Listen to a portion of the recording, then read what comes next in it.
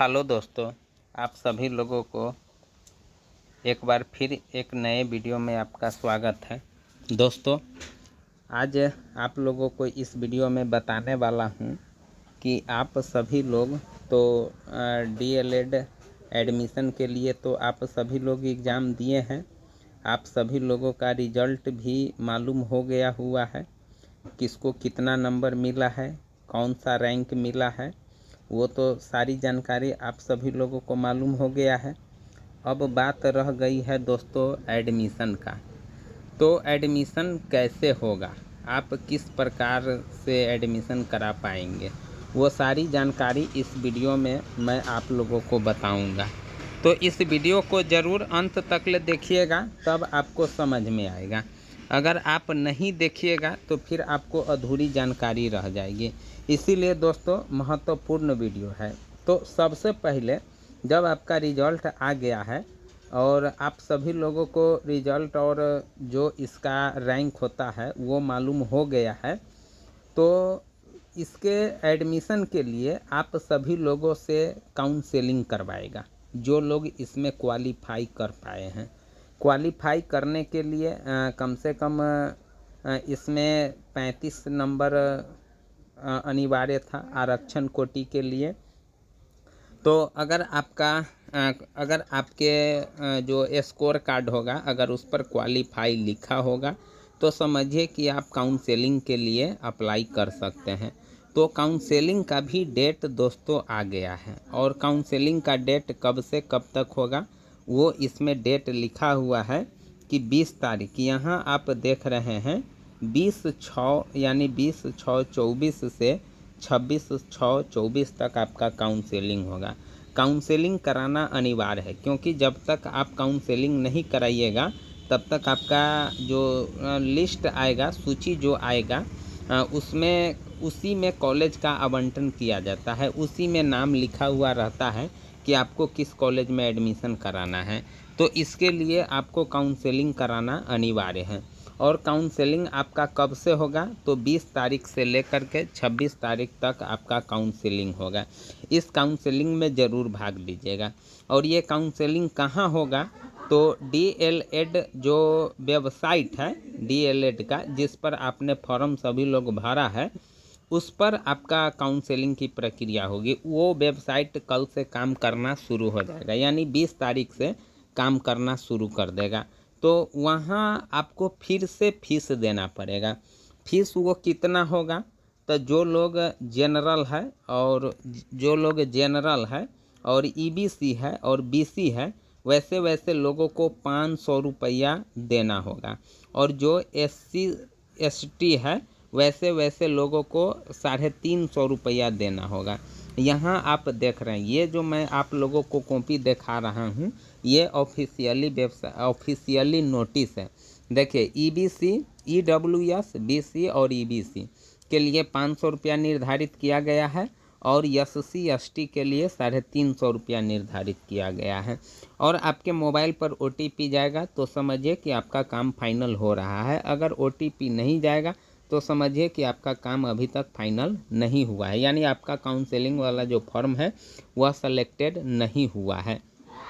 और उसके बाद इसी में आपसे कॉलेज का नाम पूछा जाएगा। जब आप साइबर कैफ़े में जाइएगा और वहाँ कहिएगा कि भाई साहब हमको काउंसलिंग कराना है, तो आपसे वो कॉलेज का नाम पूछेगा कि आप किस किस कॉलेज में एडमिशन कराना चाहते हैं। कम से कम 10 कॉलेज आपको देना होगा। कम से कम आपको 10 कॉलेज देना होगा, ठीक ना दोस्तों। आप 10 कॉलेज में आप समेट सकते हैं, और ज़्यादा से ज़्यादा हो सके तो 20 कॉलेज आपको देना होगा। इसमें तो वैसे कॉलेज की संख्या तो नहीं दिखाया गया है, तो मान लीजिए कि कम से कम 20 कॉलेज आपको देना रहेगा। लेकिन अक्सर लोग सब यानी कम से कम 10 कॉलेज, यानी 10 से कम आप नहीं, यानी 10 से कम, यानी सॉरी 5 कॉलेज, 5 से कम आप कॉलेज नहीं दे सकते हैं, ठीक ना। और ये जो 10 मैंने कह दिया है दोस्तों, गड़बड़ हो गया है। कम से कम 5 कॉलेज, और ज़्यादा से ज़्यादा हो सके तो 10 या 20 ही आपसे ऑप्शन में मांगा जाएगा। अगर और ये कॉलेज में आपके रैंक के हिसाब से इस कॉलेज का देखेगा कि क्या स्थिति है, उसका क्या कैटेगरी है, उसका क्या ग्रेड है, उस हिसाब से आपको कॉलेज आवंटन कर दिया जाएगा। और फर्स्ट लिस्ट में जिन लोगों का नाम आ जाएगा, अगर आप एडमिशन नहीं करा पाइएगा तो फिर आपका अगले जो सेकेंड और थर्ड सूची आएगी उसमें नाम नहीं आएगा, क्योंकि आपका रिजेक्ट कर दिया जाएगा। अगर आप एडमिशन करा लेते हैं और स्लाइड अप करते हैं तब जा कर के आपको चांस सेकेंड थर्ड में मिल सकता है। लेकिन दोस्तों आप स्लाइड अप करने के चक्कर में कम रहिएगा, क्योंकि जो कॉलेज आपको फर्स्ट बार मिल जाएगा, अगर आपकी इच्छा होगी तो एडमिशन करा ही लीजिएगा। नहीं तो हम पिछले साल बहुतों लोगों को देखे हैं कि जो लोग स्लाइड अप कराए थे उन लोगों को सेकेंड और थर्ड में मौका नहीं मिला है और फिर आइल मौका उसके हाथ से निकल गया है। तो दोस्तों स्लाइड अप के चक्कर में कम रहिएगा। अगर आपकी इच्छा होगी तो आप स्लाइड अप भी कर सकते हैं, लेकिन पिछले साल जो मैंने देखा उस हिसाब से मैं बता रहा हूँ कि बहुत ऐसे लोगों को सरकारी कॉलेज मिल गया था, गवर्नमेंट कॉलेज मिल गया था, लेकिन वैसे वैसे स्टूडेंट स्लाइड अप कर लिए जिनके कारण सेकेंड और थर्ड में उसको मौका नहीं मिला और वो एडमिशन से वंचित तो हो गए। इसीलिए दोस्तों स्लाइड अप के चक्कर में कम रहिएगा। अब उसके बाद रह गया है कि दोस्तों आपका जो एडमिशन होगा वह कब से कब तक होगा। तो यानी फर्स्ट लिस्ट की सूची यहाँ आप देख सकते हैं कि प्रथम सूची आपका आएगा 2 तारीख, यानी प्रथम सूची जारी होने की तिथि 2/7/24 को है और नामांकन की अवधि दोस्तों यहाँ ये जो मैं इस पर मार दिया हूँ ये आपको नहीं दिखेगा। अब देखिए नामांकन जो है वह 3/7 से 8 तक आपको नामांकन करा लेना है, ठीक ना।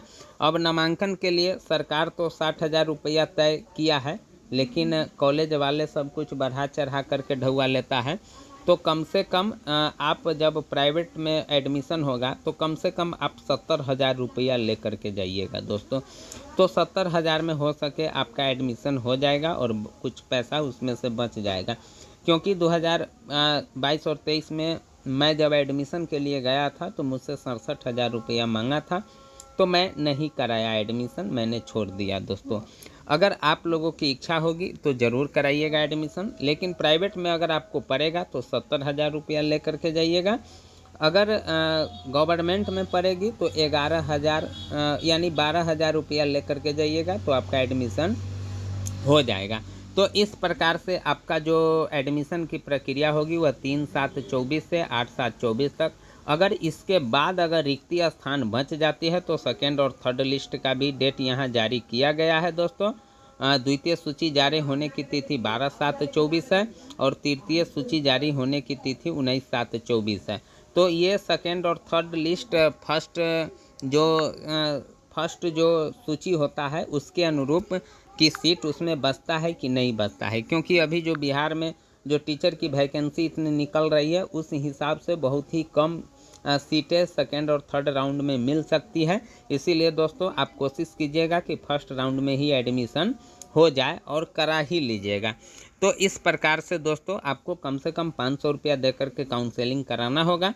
तो काउंसलिंग में ज़रूर भाग लीजिएगा और उसके बाद आपका नाम आएगा जो 2 तारीख है। और दोस्तों एक चीज़ आप लोग कट ऑफ के लिए भी बहुत सारे लोग बेचैन रहते हैं। तो दोस्तों देखिए बहुत ऐसे यूट्यूब पर जो वीडियो पड़ा हुआ है जो लोग अनुमान कट ऑफ लगा रहा है कि 70 जाएगा, 80 जाएगा, 90 जाएगा। तो दोस्तों कट ऑफ भी आपको उसी दिन पता चलेगा जिस दिन फर्स्ट लिस्ट यानी फर्स्ट सिलेक्शन सूची जारी की जाएगी। यानी 2 तारीख को फर्स्ट सिलेक्शन सूची जारी कर दी जाएगी और उसी दिन आपको भी कट ऑफ पता चल जाएगा कि कितना पर सरकारी जो गवर्नमेंट कॉलेज है उसमें कितना पर लिया गया है। तो उसी दिन आपको पता चलेगा। अभी जितने सारे लोग कट ऑफ के बारे में जानकारी दे रही है वो सारे कट ऑफ अनुमान है, एकदम करेक्ट कट ऑफ नहीं है। इसीलिए आप उस दिन का इंतज़ार कीजिए और उस दिन आपको पता चल ही जाएगा। तो दोस्तों अगर आप काउंसलिंग कराना चाहते हैं तो ज़रूर कराइएगा काउंसलिंग। तो अगर आप लोगों को यह वीडियो अच्छा लगे तो ज़रूर लाइक कीजिएगा और चैनल को ज़रूर सब्सक्राइब कीजिएगा।